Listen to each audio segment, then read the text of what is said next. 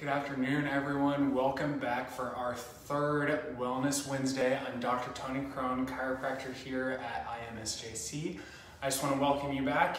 Today we are talking about all things stability and why we need that stability, okay? So last week I went on a long rant about what chiropractors do, what the adjustment is, why we need that motion. So if you stuck with me through that whole 15 minute discussion, thumbs up.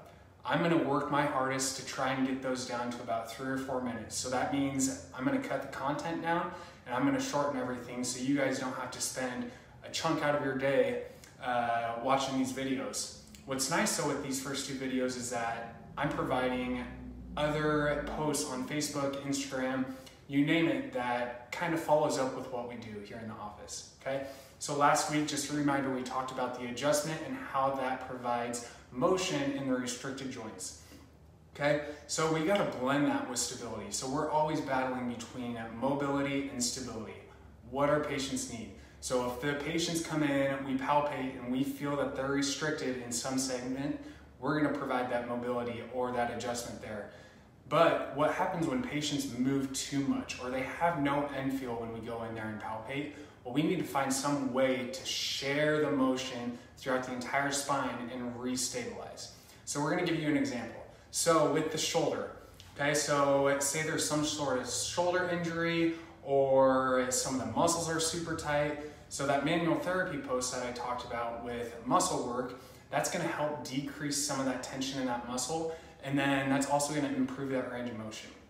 Well, if we don't give your body some sort of exercise or some sort of stability work, it's just gonna keep on coming back, okay? So we gotta get your brain to communicate with, say, the trap and levator that may be too tight if your shoulder is unstable. So we gotta give that brain some sort of awareness to pick the correct muscles to stabilize that joint.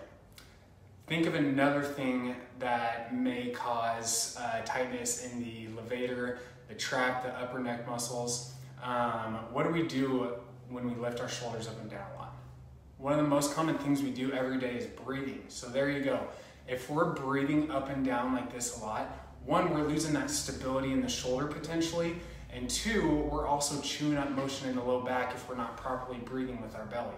So that post is actually going to be next week because I could go on for 30 minutes just talking about breathing, and I'm going to consolidate that down next week to about 3 or 4 minutes. Cool? So if we can train proper breathing or we can train stability in the shoulder, we can begin to take that excess tension out of the shoulder muscles, the neck muscles, and pretty much help that stick in between adjustments. So why we choose the exercise that we do in the office and to send home with you, that gives us information on, one, if we're going the right direction, and two, it also lets us know and also just gives you the power of your treatment. That's one thing that we pride ourselves here on, is that we want to have our patients in control of their care with our help along the way. So we're going to give you those exercises, like I said, because you can start to begin to move freely and more safely, and it's going to give us the right information if we're going down the right route with that. So the big thing is, if you're stiff, that could be causing your issues, so we're going to provide the adjustment to help out.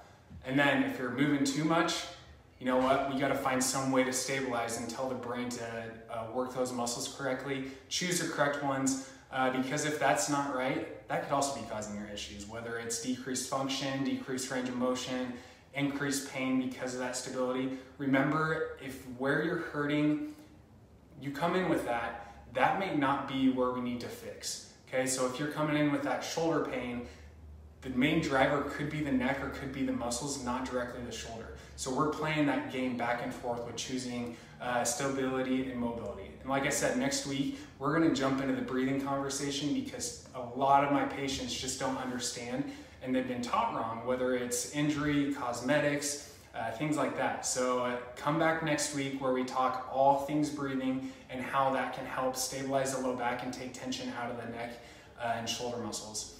Thanks for tuning in with me. Reminder, if you or anyone you know that needs to get in with us for some stability or mobility work, give our front desk a call at 615-302-4747. Hope everyone has a great Wednesday, and we'll see you next week. Have a good one.